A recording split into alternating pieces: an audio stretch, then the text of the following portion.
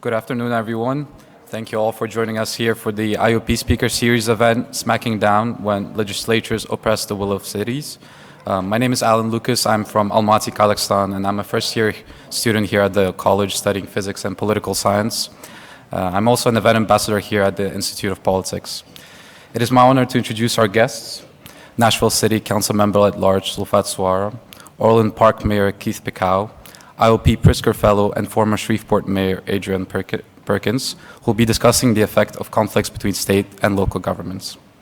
Council member Zulfat Suara was elected as an at-large council member in September 2019, and by doing so, became the first Muslim to be elected to the metropolitan government of Nashville and Davidson County. She's also the first Muslim elected in the state of Tennessee, and the first Nigerian woman elected to any office in the United States. Orland Park Mayor Keith Pekau was elected mayor in April 2017 in his first run for elected office. Mayor Pekau is also a decorated combat veteran with over 1,500 hours of flight time, including 45 combat sorties and 150 combat hours over Southern Iraq. We're also joined together here by Adrian Perkins, who currently serves as an IOP Pritzker Fellow and is the former mayor of Shreveport, Louisiana, who served from 2018 to 2022. Mayor Perkins is also a Bronze Star recipient for his deployments to Iraq and Afghanistan. Moderating today's discussion is Joel Ebert, the associate producer of the Speaker Series. Before joining the IOP, Joel covered state legislatures and government in South Dakota, West Virginia, Tennessee, and Illinois. Some of the upcoming events in the Institute of Politics include a discussion on fashion and politics dress code, the politics of style, on April 3rd here at Idanoise. Then on April 4th, the IOP is hosting the Opioid Crisis Redux, What Can and Is the Government Doing, featuring President Biden's Office of National Drug Control Policy Director, Rahul Gupta, and many others. That event will also be hosted today here at Idanoise. Before the start of this discussion, could I please ask everyone to silence their phones or turn them off completely? Also, after the moderated discussion, we'll also have a stationary microphone set up in the audience for questions, with the first three going to students. I thank you all once again for joining us, and please join me in giving a warm welcome to Mayor Keith Pekau, Council Member Zulfat Suara, Pritzker Fellow Adrian Perkins, and our moderator for today, Joel Ebert.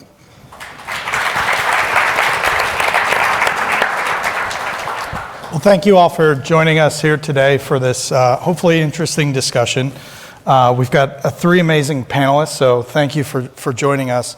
I'd like to dive right in, and basically the premise of this conversation is to look at when cities and state legislatures clash.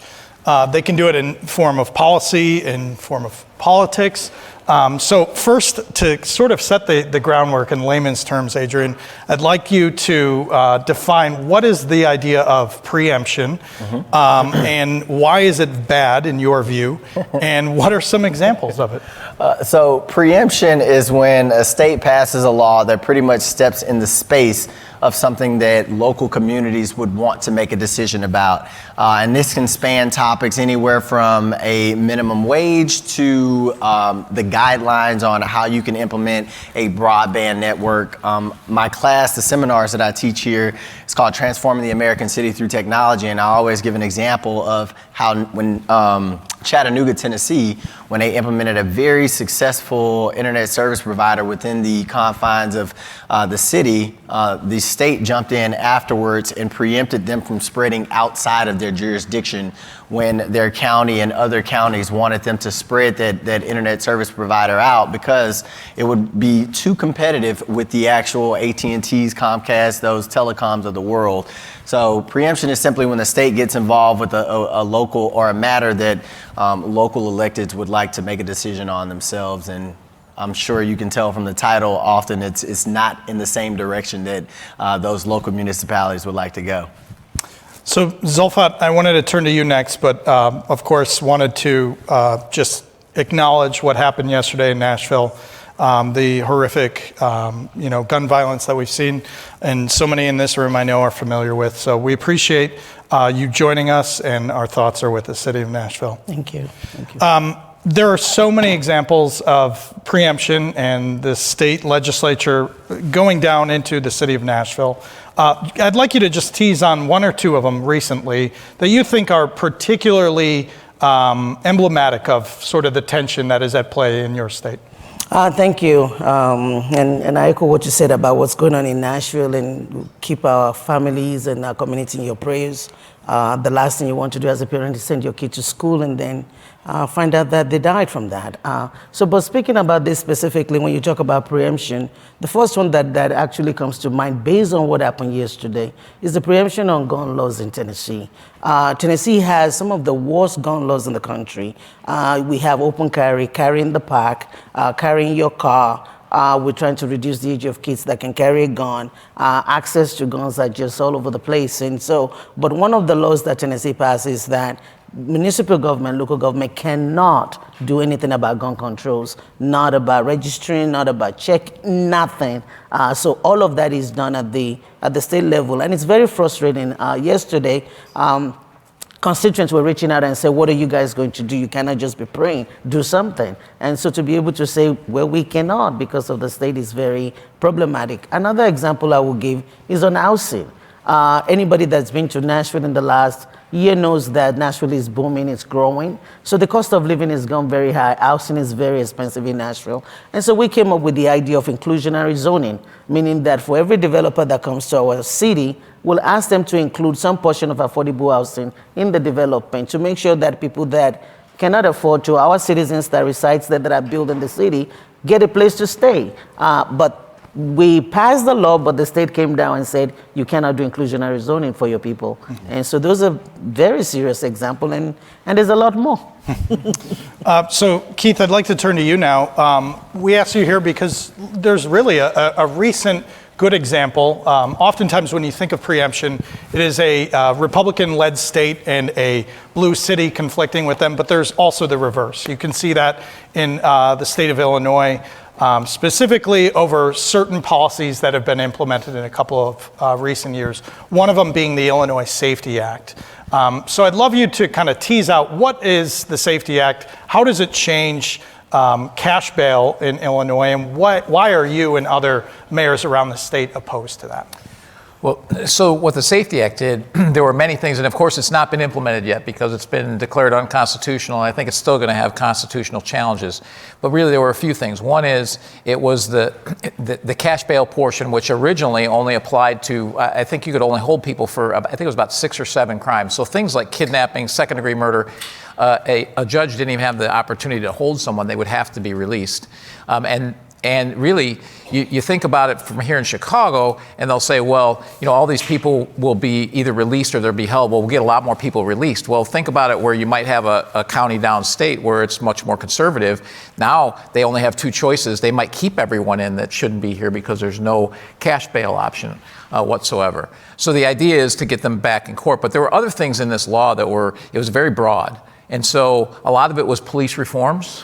And now for my department, it didn't affect us much because we already have implemented a lot of those things. And because we're home rule in our community. Can you define what that is? Home rule might be home rule in Illinois, 80% of towns in Illinois are not home rule. They have to follow whatever the state says. Yep. So they're automatically preempted from acting on their own on most things. We're home rule, so on most things, the state cannot preempt us. But they've been passing more and more laws that says home rule does not apply, so that we have to apply it to us. So police reforms were one of those things. Body-worn cameras were one of those things. Body-worn cameras are very expensive, and a lot of towns can't afford it. We had already approved body-worn cameras because what people don't realize is police unions and police officers want to wear body-worn cameras because 99% of the time it exonerates them. So they want that information. But the other thing they did in that law is they wrote that if you're wearing a body-worn camera, you could not actually use your body-worn camera to write your report. You couldn't refer to it to write your report, which makes absolutely no sense. But that body-worn camera footage could then be used to impeach you on the stand for whatever you wrote, which makes no sense. It also could be used against you in court to go after your badge. So so basically it was written to try and go after officers. So we had already approved body-worn cameras, and we said, nope, we're not going to put anyone in these body-worn cameras. Plus, there was no funding for this mandate, and it's very, very expensive. Now, again, our town could afford it. So we'd already put it in place. I want to come back to that funding question a little bit later in our discussion. Adrian, I want to come back to you. In a lot of states, you'll see this is, again, a Republican-led issue to go after certain specific things in a state. I'm thinking of the look in Missouri right now to take away policing from the city of St. Louis and turn it to the authority of the state. You've seen a similar thing, I believe, in Jackson, Mississippi. How does race and class play into this issue in some states, in your opinion? Well, I mean, you got to kind of speculate because the lawmakers aren't going to state in the bill that this is a bill based off of race or class, right? So you got to look for correlations out there. And when you look to Jackson, Mississippi, and the makeup of Jackson, Mississippi as an example, where you have a city that's almost 80% African Americans, and you look at the divestment of Jackson from the state government, but then the critical nature of the state government on justifying the underserved community as using it as a justification on why we should create a separate court system, on why we should create a separate police department, on why we should take over your water system, but they created the problem. So obviously there are some correlations there with race, and you see the same thing as you pointed out in Kansas City. I'll tell you, it goes a little bit further beyond that, and I gave a quick example on Jackson and their water system. There were state legislators trying to take over control of my airport as well. So capturing assets is another part of this, the story here with hostilities. And just to give some background as well, something that I found very, very informative when I was in law school and took a local government class is people don't think about this, but cities actually are not mentioned in our Constitution. So home rule is extremely important for, and I'm a home rule charter as well. And, you know, as the mayor pointed out, not every city has them. Only a few of them have that home rule charter. Usually it's the older cities, the bigger cities in states. But it's actually very important for us because it's a defense mechanism, because our Supreme Court has sided with cities that have a home rule charter when there has been hostilities from states. So that's a very good defense mechanism that we have to protect us from encroachment like Is that the defense mechanism that you used when there was the attempt to take over the airport? No, so we didn't get there, right? I didn't challenge them and take them to federal court. The defense mechanism I used there was lobbying my legislative caucus in North Louisiana to say, hey, this is, you know, you guys are encroaching here. This is a local asset and we need to keep it there. And my legislative caucus, and talking about the pros and cons of bipartisanship, a majority Republican. So they were able to protect us from that onslaught. So that sounds like a success story of being able to lobby. Zulfat, I need to go to you now because Nashville is very unsuccessful in lobbying the Republican legislature and saying, hey, stand up for us, right? One of the key things right now in the city is the legislature just passed a law that would cut the size of the city council by half. Yep. Talk about that issue. How did that come about? What do you think that is political retribution for, and what's the way forward?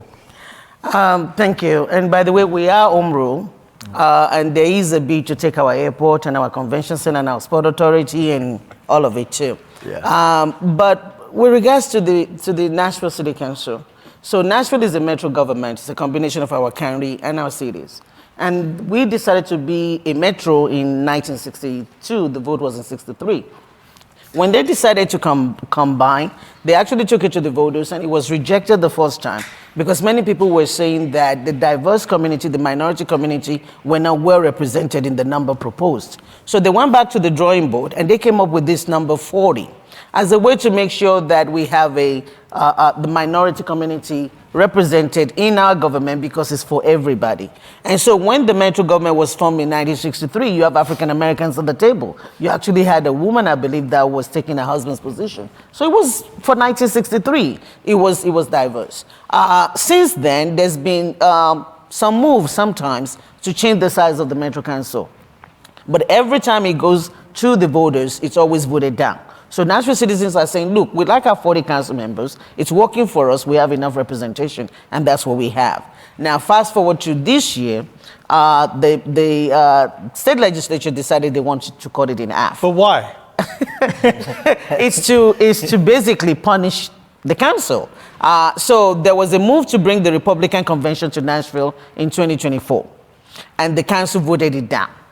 And to be realistic, there are people that wanted to vote it down because it's the Republican convention. There are people that want to vote it down because the state just did the redistricting of our congressional districts to the point that we have 3 people representing us in DC, but nobody lives in Nashville. Right. And that doesn't make any sense. So we have 1 congressional district before. It was divided into 3. So there is that. But more than anything, there were residents of Nashville that signed a petition that says we don't want the convention. And not just the Republican convention, they said we don't want any convention, not even the Democratic convention. So it really wasn't at the end of the day just about it being a Republican convention. But at the end of the day, we voted it down. And so, and people, I mean, they were saying there will be price to pay. There will be repercussion. And the repercussion was this, because that's the only thing that made sense.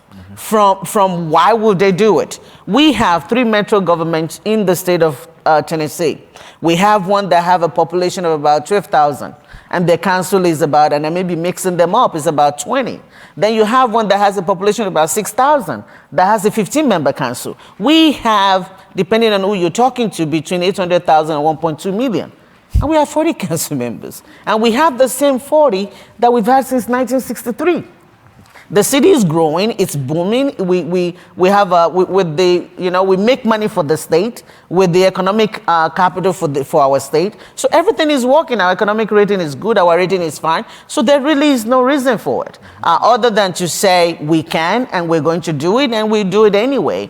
And so the effect now is that it's now thrown my city into chaos. We have an election in August. And the way they did it, you can tell it's punitive. I mean, there's no way around it, because they said we're cutting into half, but we're going to do it right now. So you have until April 8th to draw the district map from 40 to 20. Then you have until May 8th as the council to approve it so that you can have an election in August.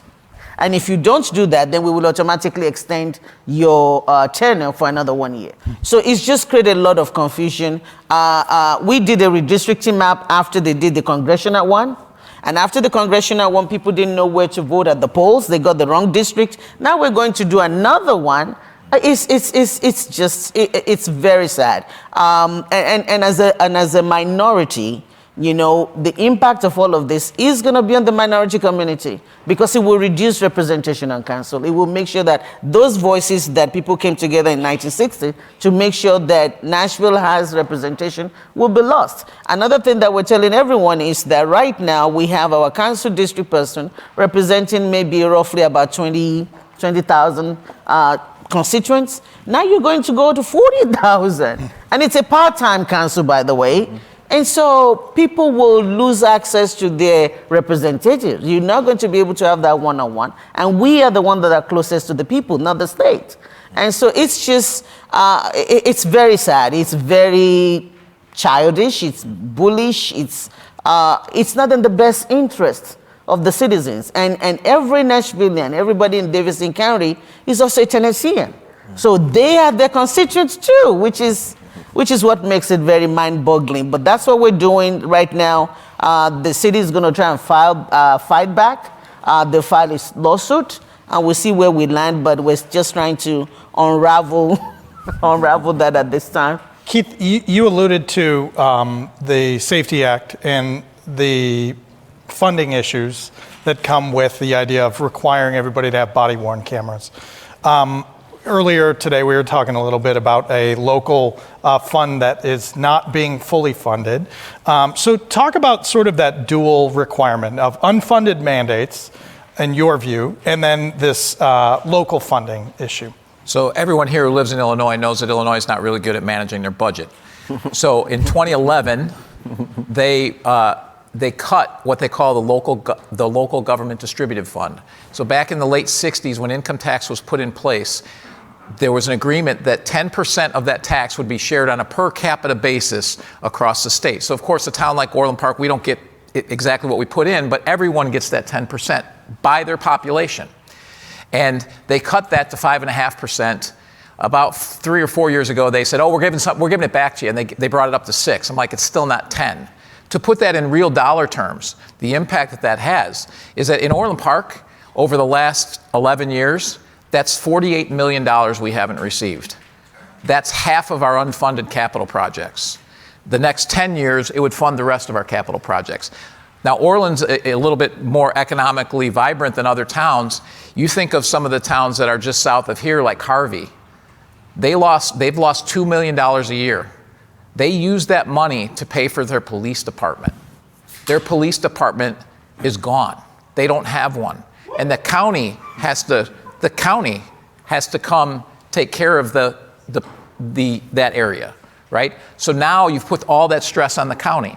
So these body-worn cameras, that's another expense that all these departments have to put out, and you've taken away a bunch of their money. So a lot of these towns use that money for their operational expenditures, and the more you put unfunded mandates on them, the more things they have to cut somewhere else that are critical for their towns. And isn't there also a limit on how much you can raise taxes too? So you can't.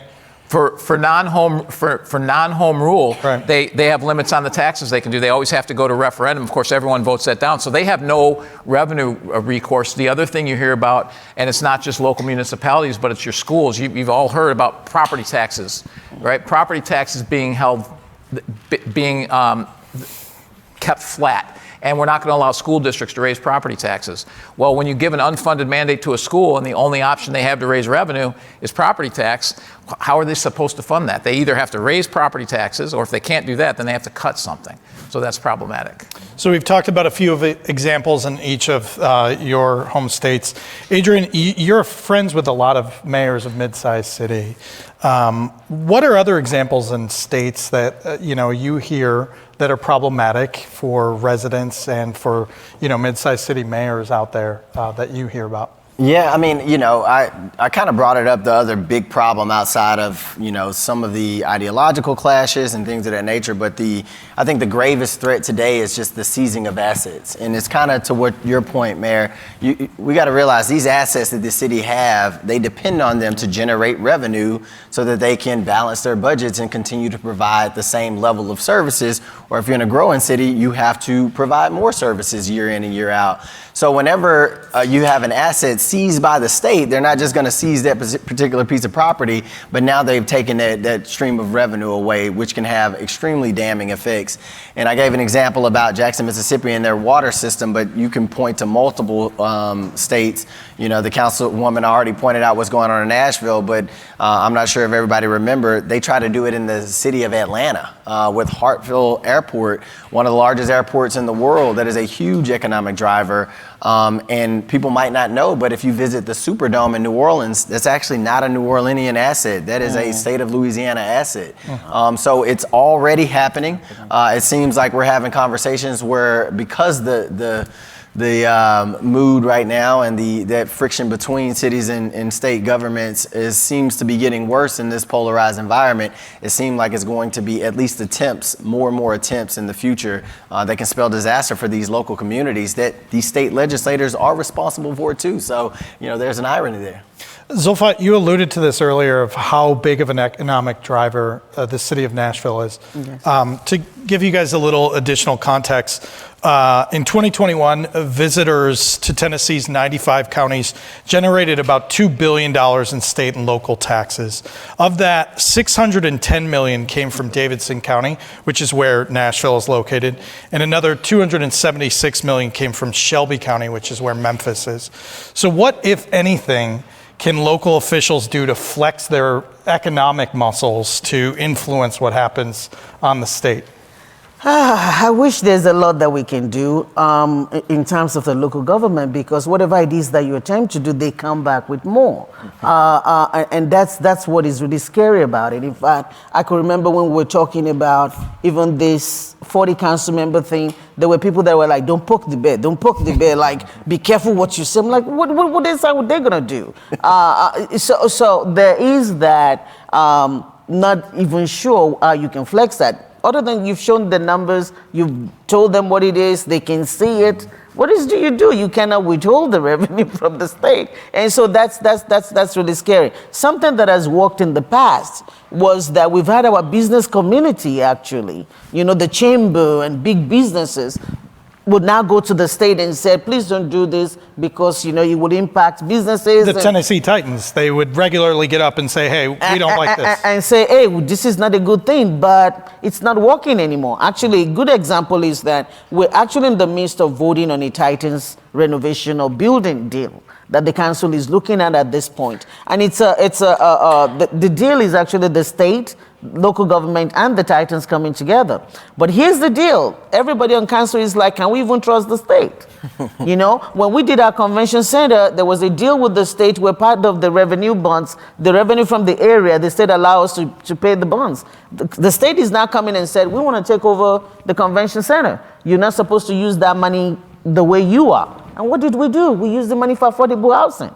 These are problems, the people that are coming, the tourists that are coming, the money that is growing, the economic stuff that is helping the state is actually hurting our people. They cannot afford to live in Nashville anymore. So our duty is to be able to make sure we do as much as we can for affordable housing. So part of the money from the convention center that was not paying the bonds, we diverted it to affordable housing. The state said what we did was wrong, so they're going to come and take it back. And so now that we're talking Titans, people are like, what do we do now? So I honestly don't know what the conversation is. I do know we have to keep having them. For the sake of our citizens, for the people that we represent, something has got to give. But right now, as a government, we're doing all that we can. It's not making any dent. Keith, I'd like you to discuss it seems a sort of dichotomy within the Republican Party at times, right? You hear the Republican Party say they support local control, right? And then you see a lot of this effort in Republican-led states to undercut actual local voices. Can you, I've heard the sort of talking point of saying, well, the U.S. Constitution gets, the federal government gets power from the states, but cities do not give power to the state itself. So can you kind of tease out that Republican view, and what, from you in blue old Illinois, what do you view of that? Well, so my view is I've taken several oaths to the Constitution, and so I believe that that we should not be federalizing things, that the states should have control over certain things. At the same level, at the state levels, we should be allowing, the best government you ever get is at the local level because they're the ones that are closest to you. So at the same point, there are some things like obviously running Medicaid. You're not going to run that at a local town level, but a lot of other things you do much better at a local level. So the more that you can push down, the better. The fact that there's hypocrisy in the Republican Party, there's hypocrisy in the Democratic Party, I'm shocked that there's hypocrisy. I mean, at the end of the day, I want to see as much local control as possible. And if you look at, I work with mostly Democratic mayors. I mean, there's Republican mayors right around me, but for the most part, I work with Democratic mayors. And I can tell you on just about every issue involving the state and local government, we agree 100% on just about every issue. Even the Safety Act that you talked about, you had 100 of 102 states' attorneys saying this law is bad.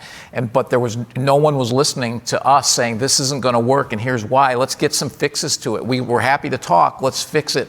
Let's make it better. The mayors know, just like the councilman knows, what's best for their community because they're closest to the community. So listen to them. And I think certainly here in Illinois, obviously, it's completely Democratic controlled for over 15 years.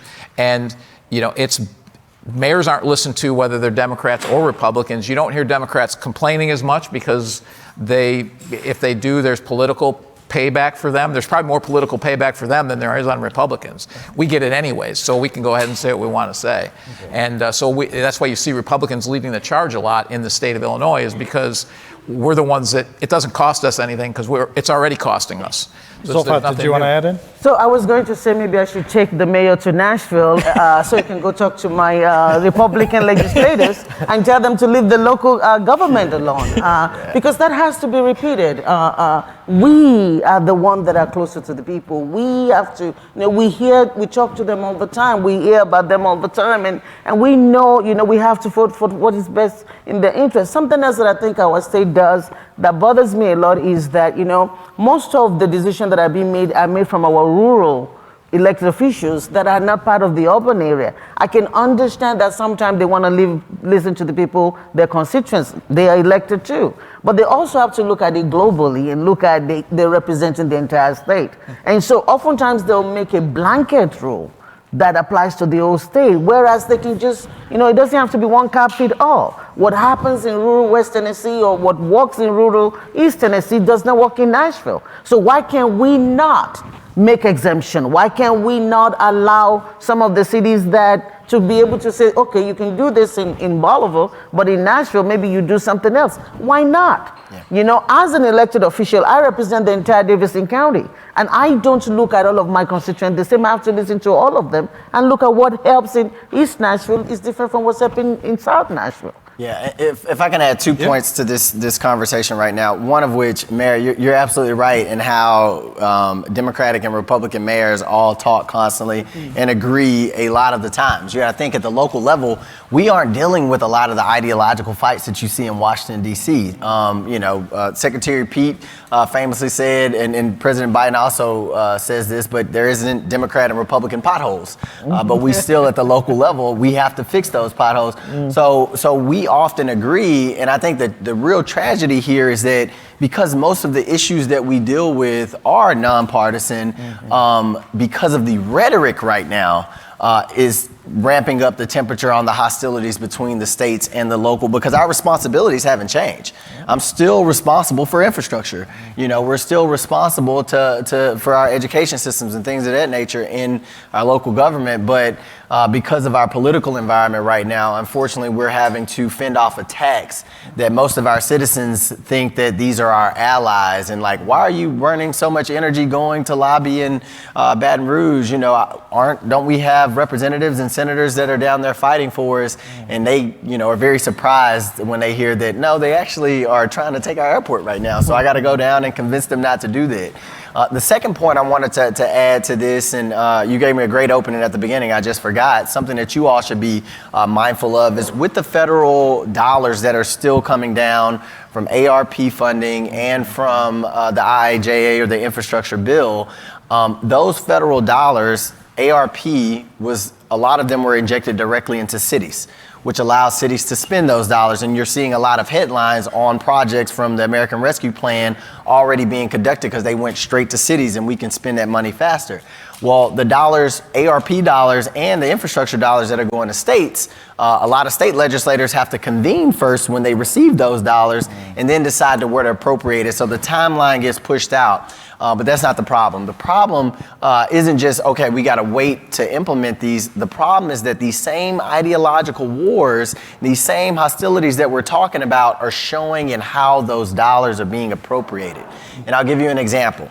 So in the city of Shreveport, we are under a federal consent decree for our water and sewer system.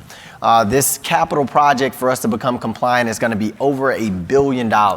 We've raised about $600+ million based off of raising water rates, but we can't raise water rates and pay our way out of it. We are going to need state dollars and federal dollars. Fortunately, the American Rescue Plan came down and the state had $600 million specifically earmarked for water and sewer systems. Because I'm under federal consent decree, I have the worst water and sewer system in the state. The third largest city in the state, the worst water and sewer system in the state. And the formula goes, degree of severity, population, and shovel-ready projects. And that's the formula, and you're supposed to get dollars from that.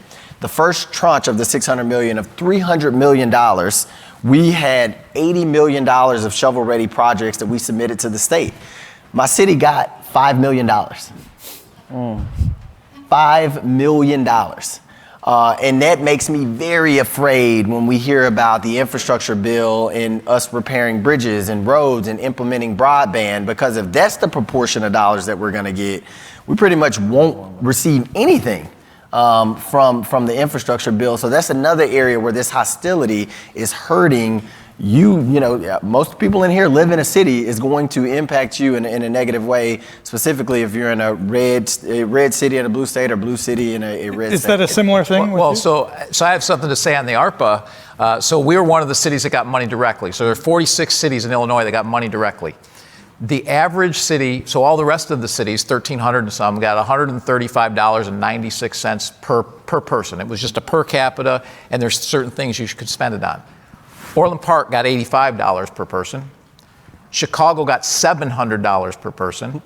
Oak Park, which has an average household income 20% higher than Orland Park, got $750 a person. So you're telling me that Oak Park residents are worth 9 times the value of my residence. You put a number on it, and it's 9 times. So we got the lowest amount of any town in the state. So rather than giving us all the same, $135 a person, and saying, hey, go manage your city, the cities that have managed themselves better over the last 40 years got absolutely hammered in this, and those that did not manage themselves well, Chicago being an example, almost $700 a person relative to $85 or $86 in the village of Orland Park. So that's a huge impact. So, Adrian, I wanted to go to, we've talked a lot about this problem, right? What are potential solutions that we can look at? Earlier today, you and I were talking about the Infrastructure Investment and Jobs Act and sort of what the Biden administration did to kind of incentivize essentially not having political battles. So explain a little bit what the Biden administration is doing and how that differs from, let's say, the Affordable Care Act. Yeah, so just quickly, the guidelines on all these federal dollars are very, very important. Give a bit of a history lesson on, and I'll talk about 4 different federal bills that have pushed dollars down. You have the Affordable Care Act. And we saw the partisanship of the Affordable Care Act, where you had states that didn't subscribe to the Affordable Care Act. Including Tennessee to the Includes Tennessee, yeah. And I think North Carolina just accepted theirs a couple days ago. So the guidelines there were the state has the option with the Affordable Care Act, and we see that a lot of citizens paid for it. So fast forward with the guidelines for the CARES Act, once again pushed down to cities of over 500,000 population, and then states are the ones that got most of the funding for the CARES Act. Fast forward to the American Rescue Plan. Cities, I think over, 50,000? They lowered the population limit. It was over 50,000, or if you were an entitlement city because of your housing. Yeah. So there was a couple cities that qualified that way in Illinois. So made it, again, more democratic, pushing it down to more cities with the 50,000 limit instead of the 500,000 limit. States got some funding as well. And then the guidelines for the infrastructure bill, because cities were like, man, and by the way, that was the largest investment in cities in U.S. history. So people start to see how quickly we were spending dollars, how effective we were, how we were addressing those local issues. So people were like, man, the federal government should do this more often, right? And we should make sure that this infrastructure bill that came out soon after the American Rescue Plan looked similar. The states went crazy. Governors, legislative, like lobbied like crazy to make sure that they got every dollar from the infrastructure bill. So there's no dollars going to the local level. Now, because of what I just talked about, being in this partisan environment where the states can very much take away funds and not give the fair share down to the local level, there's a couple remedies that were put into place in those guidelines, one of which is for broadband. If the state of Louisiana decides to do to me with broadband what they did with my sewer system, I can submit what's called a digital equity plan to the FCC. To say, hey, my state did not give me a just amount of dollars compared to our digital divide here in Shreveport and our citizens, and the federal government can go in and claw back that dollar. Another thing that was put in the guidelines here is that if states reject those resources, similar to what they did in the Affordable Care Act, and that's the reason why I brought it up, then the federal government reserves the rights to take all the resources that the states rejected and inject it directly into those cities. So that's the reason why you will not see those political games being played at state houses with these dollars that you saw with the Affordable Care Act, because those dollars are going to go to blue cities and people or red cities, whatever the minority are, and people are going to be like, hey, what's the deal here? Why are we seeing so many improvements with infrastructure and things of that nature, but we're not seeing it in the rural areas? So the guidelines and how these dollars come out are actually extremely important with giving municipalities recourse in these situations. On the CARES Act is a good example. It went to the state. So we thought it was going to be a good thing when they gave it directly. We didn't know we'd be shortchanged like we were. But the CARES Act came down, And so around me, there's 5, so it's a fairly Republican area. There's 5 towns that are Republican. There's 1 Democratic area. That Democratic area has a town of 7,000. Every one of these other towns are greater than 25,000. We got 0. Combined, those 7 towns got about $1 million. The town with 7,000 with a Democratic mayor, who used to be the Democratic Central Committeeman, got a $9 million project. So $9 million went to this town because it was politics. $1 million went to all the other 7 towns. That's hugely problematic. And my view, and I think most of the mayor's views, were if everyone was affected by COVID, give the money out based on per capita population. It's fair. It has no impact on. It doesn't look at. It doesn't look at anything. It doesn't look at your politics. It doesn't look at anything. But here, use this money. There's plenty of other programs that are earmarked for certain things. Just if COVID was the issue, let's give everyone the same amount and let those local municipalities spend it, because believe me, they all have needs and they know what their needs are. And it may be this road here, it may be a sports facility over here, whatever that need is, let those towns deal with it. And I think that would have been a much better way of handling it that would have been much more equitable across the board. So is it possible, and I'm just wondering, I know that one of the things that we found out with COVID was that it's actually negatively impacted minority and small communities a whole lot more. Does that increase the need in that area? I don't know. I'm just as you're thinking, just that thought was just coming to my head. So, but yeah, we need to find a better way to distribute things. Although sometimes I'm trying to look at factors that could impact those decisions. To tell you, I speculate that the difference in dollars has nothing to do with the impact on COVID, unfortunately, in the minority communities. That it is political, and I'll be honest with you. And when you introduce that kind of political subjectivity in this, what you do is even some Democrats will lose in it, and some Republicans. And the reason why I say that, same thing happened between Shreveport and New Orleans. New Orleans received probably 10 times the amount of resources that we have, because our one Democratic Congress member happens to be from and represent New Orleans. And we have it on very good authority that when those elected officials are in the room and these decisions are made, those formulas, or those supposed formulas, don't always, 1 + 1 doesn't always equal 2. Unfortunately. So a lot of people suffer from the political games that are played in this arena. It's not just, Republican on Democrat or Democrat on Republican. There's degrees of suffering that within the party as well. Well, and to the point of the 3 congressmen that you were talking about in Tennessee, you look at Illinois, roughly 20% of the population is the city of Chicago. I believe 11 of the 17 congressmen have a piece of the city of Chicago. When it should be 3 or 4.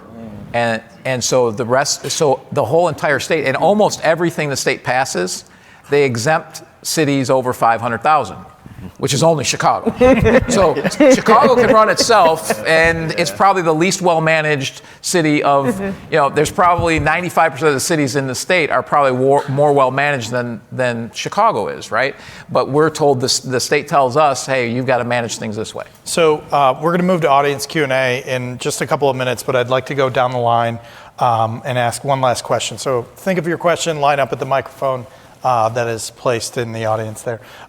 We've obviously laid out the problem in the United States and in states across the country, partisanship, just partisan bickering leading to these policy disagreements that really harm everyday citizens. How can we lower the temperature? How can we actually see legislatures and cities begin to, cross the partisan divide and actually begin to help one another in a way that benefits the state's residents? Let's just have everybody answer. So in our case, there's a couple of things that we're looking at. I do have a friend that has an organization called Millions of Conversations. Some actually work with Republican Governor Aslam, and they have a project with Vanderbilt, the Unity Project. And they're looking at ways to actually bring these 2 sides, conversations together. And I think organizations like that and people that have opportunity to talk with both sides will have a role to play. It cannot just be the council and then the state. It's got to be the community as well. There's also a good friend of mine, Sam Reid, who does lobbying between the two that actually have a lot of Republican friends that he's able to actually talk to. And so we're going to have to do that. I think I'm going to have to, go sit down and talk to my state legislature, which I've done over the years, and I'm willing to do. But I think we're going to need people on the other side talking to their other side too, Republicans, saying, look, this is hurting our people. One thing that I also think will help us in Tennessee is that when you talk about laws that exempt Chicago, we get the reverse, right? We have laws that impact fee. Only Metro Nashville cannot do it. Everybody else can do it. So we get the reverse. So what I'm hoping we will see also is working with our colleagues in rural Tennessee to be able to say, look, today is Nashville, but this actually impacts you too. So how do we work together, talking to them, talking to those rural legislators, and making sure that we find a way to say, it's all about Tennessee. How do we all come together and make changes that is good for Tennessee? So those are some of the things that I'm hoping we can do. So my experience, as a mayor, and I never ran for office before until 2017.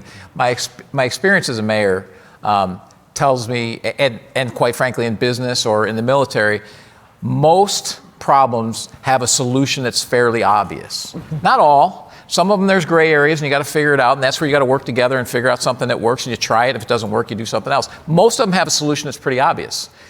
If you focus on the solution, and that's what I always try and do, focus on, hey, this is the right thing to do and the solution. Of course, we're in politics, so there's you got to deal with the politics afterwards. But implement what's the right solution.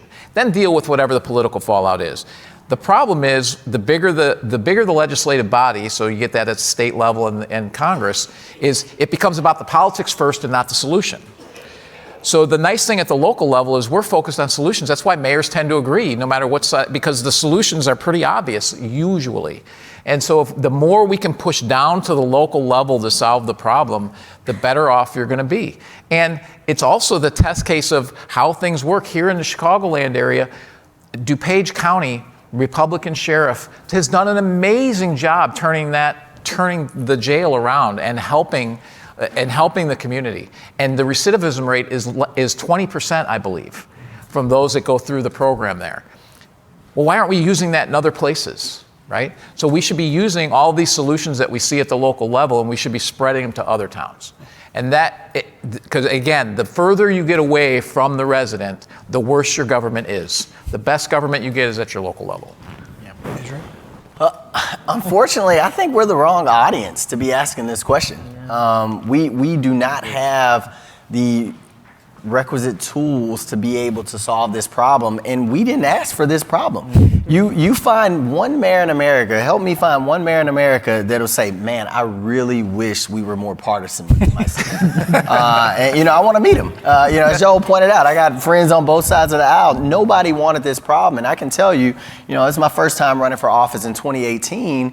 Even the environment in 2018 opposed to when I came out of office at the end of 2022 is very different.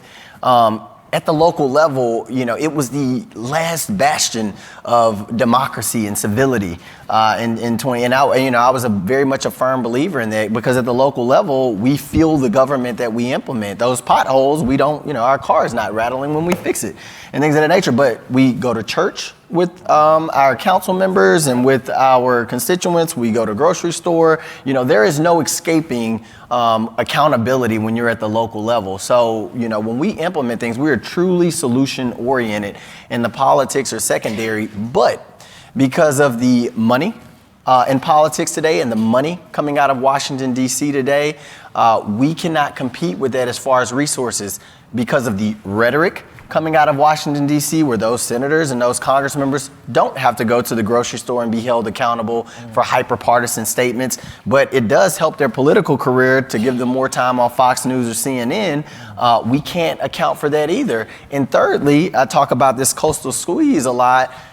Silicon Valley. in our tech companies, the Facebooks, the Twitters of the world that have these algorithms that push up the worst of us to our news feeds. We have to compete with that at the local level with the fewest amount of resources, and you see us there holding the seams together as closely as possible. So unfortunately, I don't think we're the audience to ask about this, because if we had a vote at the local level, I assure you we would say, let's turn the hands of time back a little bit and get back to the days when states weren't hostile to their very own constituents.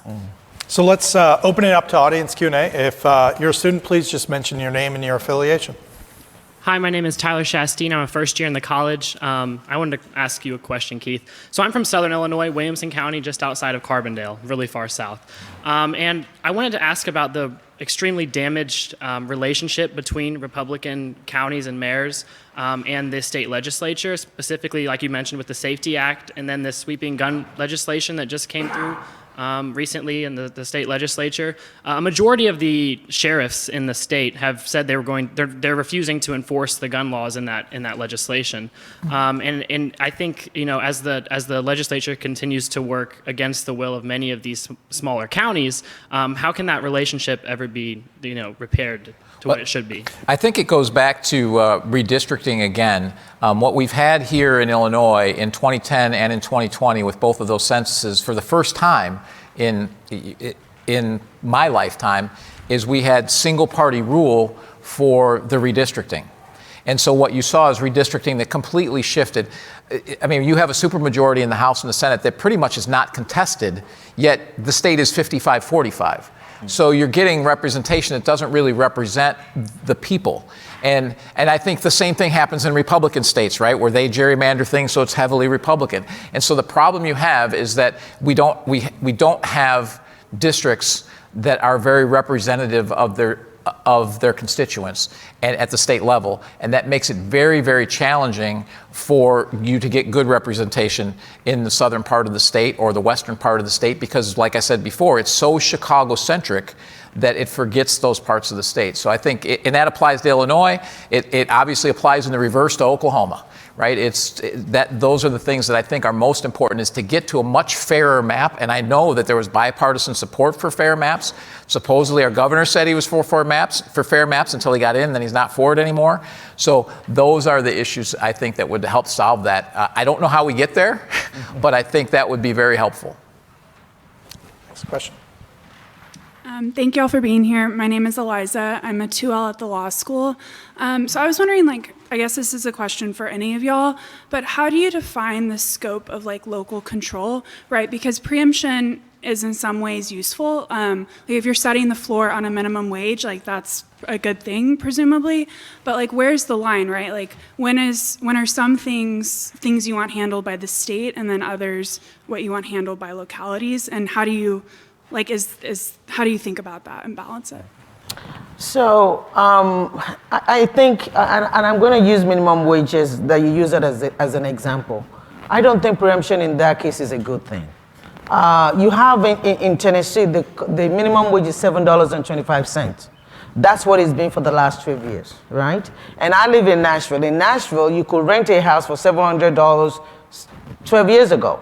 But now the same house costs you $1,400, right? But people are still making the same minimum wage. And so how does that help the people? So, and when you're talking about the housing issue, which is something that we've seen a lot, it's come to the point where, you cannot control the market. But what you can control is wage. But we don't even have that. So I do think that that's why I said, you don't want people in Bolivar paying $15 an hour. It's a rural West Tennessee town. So a flat minimum wage for all is not going to solve it.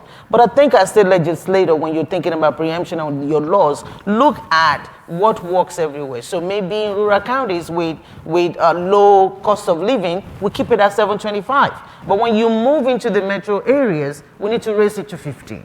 I think that would be the solution. I'm not suggesting a law that becomes more difficult for our rural Tennessean, because we're all Tennessean as well. But we have to bear in mind that what we're dealing with, cost of living and things like that, vary. So I would think that living control at the local level, letting the local department, all the local offices, we did that in Nashville. Nashville pays $15, but only metro government can do that. Everybody else is not. because we're not allowed to mandate them to. So I think if we start thinking about it in terms of let the local people regulate what happens with their own, maybe have a cap somewhere, but have a range. I think that might be a better way to reach a consensus across a very wide state, in my opinion.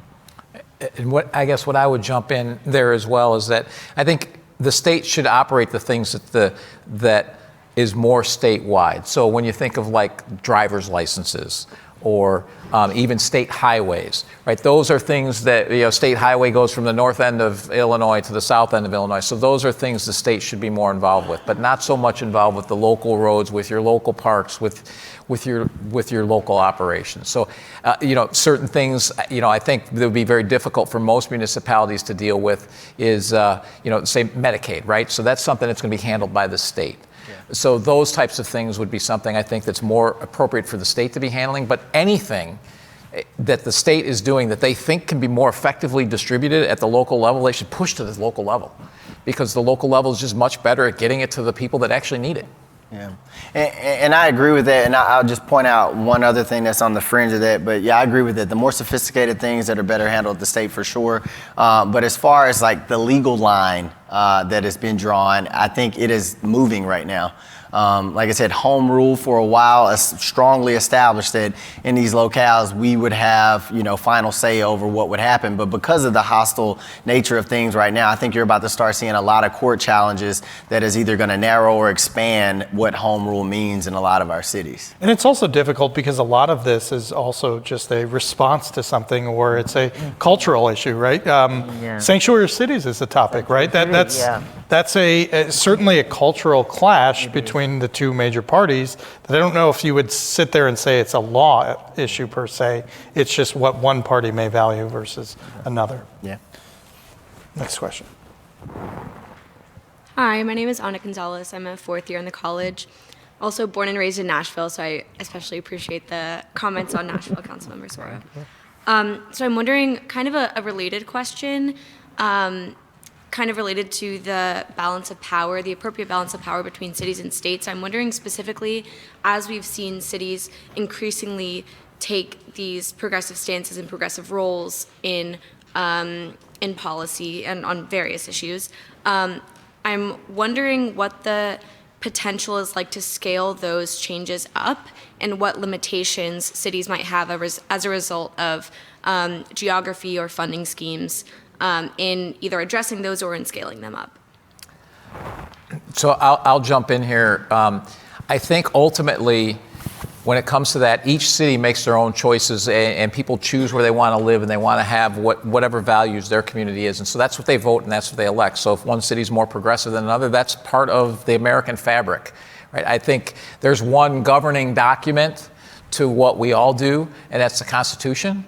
So I think we have to all fall within that, and there's a broad range where that can fall. And you can see very different cities that are not that far apart from one another, and people can choose that. And that's the beauty of local government, local control, is you get to choose that. You shouldn't force those beliefs onto a city that's more progressive. You shouldn't force the beliefs to a city that's more conservative, as long as they're falling within the Constitution. And Nashville is very progressive. And so, but what we see, just like everything that we're talking about, everything that we think is progressive that we want to do, then the state comes back and say you cannot do it. And I'll just say, as far as scaling, at the local level, we're bound by our jurisdictional line. So rarely can we scale outside of what our responsibilities are.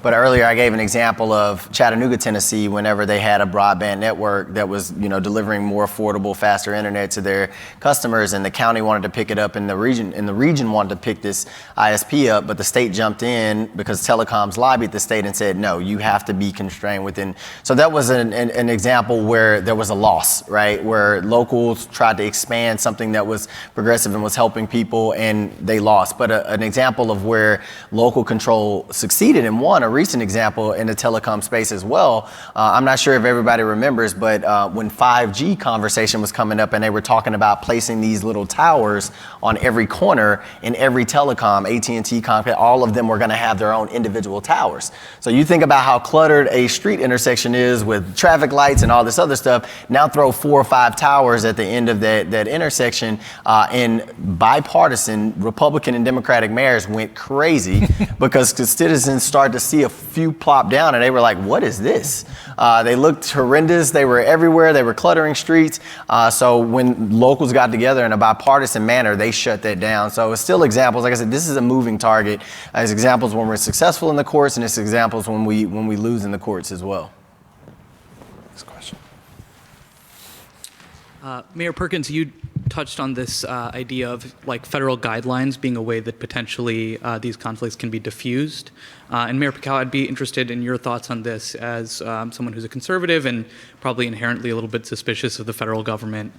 Do you agree that this is a method that could be used in these kind of funding disputes, setting rules at the top of the agreement when it gets passed that this is the formula for how it's going to get distributed, so there's not this immediate fight between localities and fights between the states and mayors on these issues? I'll let you start. You know what? He asked us both. So. Yeah, well, no, I agree. I do think it's a way to diffuse the partisanship of these, but also, like I said, there's damage done within the party as well. So I really appreciate it. And just so you know, that's what's supposed to happen.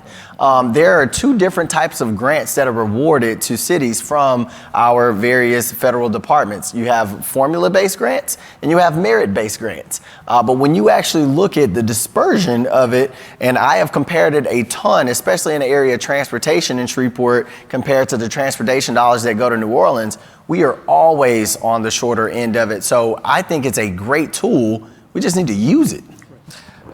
And what I would say is that while I've been mayor, all the formulaic things, we've gotten the short end of the stick every single time. And so I'm not a big fan of the formulas, but I have no issues with guidelines. If you're going to give us the money, we're taking money from you, and we know we're taking that money, then you have guidelines to follow those guidelines. And I think that's for our representatives to hammer out the guidelines. I would rather see the formulas, frankly, I'd rather see the formulas be a little bit more on a per capita basis than they are, because otherwise it becomes completely political. And frankly, if Republicans are in control, what's going to happen is you're going to see formulas that give urban areas the shorter end of the stick than suburban areas. Yeah. And that's just the way that it is. So I'd rather see something that's a little bit more consistent on a per capita basis. Yeah. And Mayor, just for clarification, if they use the formulas properly, which, like I said, per capita is supposed to be there, that's the fundamental version, then you would be happy with it, right? If you got the $700 that the Chicago citizens Well, I would have been happy with the 135, and frankly, I don't think Chicago should have been getting 700, relatively speaking, but the formulas were actually, if you looked at what the formulas were based off of, they were based on per capita, they were based on housing built since 1940. If you've built housing since 1940, you got less funding than if it was before 1940, right? And population density. So it was clearly designed to put money into urban centers. And so, I think that, so the formulas get problematic, but I think guidelines are good because you can't just say, here's $5 million, go blow it on whatever you want. Next question. Hello, my name is Robert. I'm a first-year MPP over at Harris, and I was just wondering what any of y'all's thoughts are about how, I guess, the decline in local media, both like print and TV, has affected this specific conflict, or what am I looking for? The divide, I guess. Mm-hmm. Joel, you want to answer this question? This is a journalist. Yeah. Before we bash him, I want him to give him a shake. I mean, as a former reporter who left in part because of the industry itself, that it doesn't pay reporters very well if you are in a moderate media market. I again was a reporter in South Dakota, West Virginia, Tennessee, and then here. It's hard to start a family in that environment. That's something that's important to me. I shouldn't have to make a sacrifice between my career and my personal decisions. As far as reporting on this subject goes, though, I do think the problem is there are fewer and fewer reporters that actually care about the places in between the coasts of this country. And we drive people to go to DC and New York and California and only focus on those power players. and we don't really care about what happens in the state capitol, that I would argue is way more important to your everyday lives than most other governing bodies. So I think that's a huge problem. We need to realize that that's bad for democracy. There are conversations about that that need to continue. But no, I think that the shrinking media landscape certainly is a problem for this. I actually heard Megyn Kelly answer this question recently about when I was running for Congress. And she said when she arrived at Fox News, there was a gap because back then probably the media, if it was 0 to 10, 0 being the left, 10 being the right, the media probably was mostly a 4. They were a little left to center. And Fox came out and they were probably a 6 when they first came out. And then you had CNN and others say, well, we're going to move further left. So then it moved 3, 2, and then Fox went, we're going to go further right. And so now you've got 8 and 9 and you got 2 and 1. Right? You've got nothing that's kind of in the middle. So you've got, and basically what it's become my team, and you see this in voting too. They're voting their teams. It's no longer about the issues of the individual or the person. And that's very problematic. And at the local level, I can tell you, COVID put whatever was left of local papers, gone. So we had some very good reporters that were very fair, in fact, way better than the national reporters that you see as far as being fair and covering things even and down the middle. And they're just gone. They don't have a place they can't make a living doing it. And so they go get a communications job or whatever else. So I think that's very problematic. And I don't know how that gets fixed, but it's pretty important. And I think folks are not using those medium anymore too, because we have newspaper and we have local channels, but how many people read them and how many people watch them? People go on the internet and get all this other stuff over there, so that's part of it too. Yeah, I got some opinions about this. You want to do a seminar session? Yeah, but I'll try to keep it mild. I don't want Joe being too upset with me. But I talked about that squeeze earlier that we are faced. Our media market is responsible, is just as responsible as those dollars pouring in on a lot of the partisanship and the articles that are being pushed.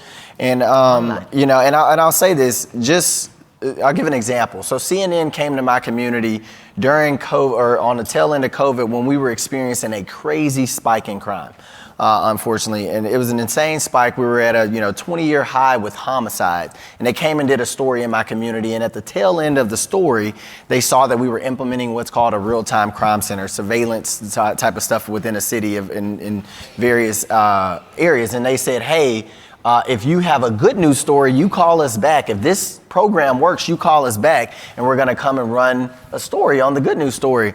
Lo and behold, within 8 months, we had a 40% decline in crime. A 40% decline in homicides.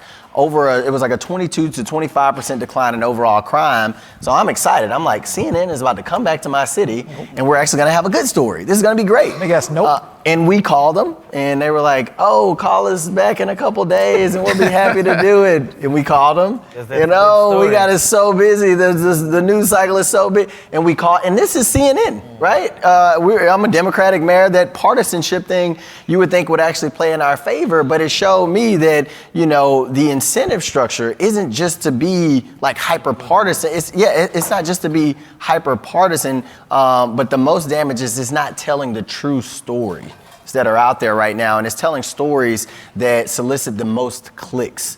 And the most clicks, once again, that type of incentive structure started in Silicon Valley, and it's really poisoning the waters of politics. So sorry to dump all that. I do not inherently if it bleeds, it leads. Yeah, I don't inherently disagree with what you said there. Yeah. But we've got time for one more question, so feel free. Hey, my name's Isaac. I'm a second year at the college. Thanks so much for coming. You guys have mentioned how local government is often the most representative, but in larger cities like Chicago, many residents, especially here on the south side, feel as though even the city level doesn't do an adequate job representing them. What do you guys recommend, or do you think there are any similar strategies to those you guys mentioned between the cities and the states that the more local districts can employ with the cities in order to maybe better represent the people living in this area if they feel like they're not quite being represented by the city as they should? I feel like that's to you, Zulfat. You're representing the city. I mean, the best representation you will have is local, and you just have to keep at it and keep them accountable and be in touch with them.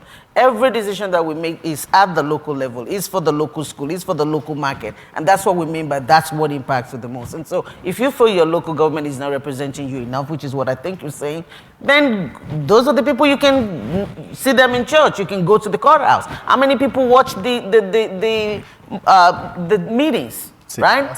The city council meeting, you should be watching them. They're on live rail, or you should go there and watch them. People should serve on board and commissions, so you're part of what's going on in the city. And if your council person is not doing what they're supposed to do of the city, write them, send them an email, call them to task. You can run against them too. You can run against them too. Oh, I love that part of it. Run against them too. Find somebody else. Voters need to make the decision. Yeah. You need to vote someone out. And here in Chicago, that doesn't happen.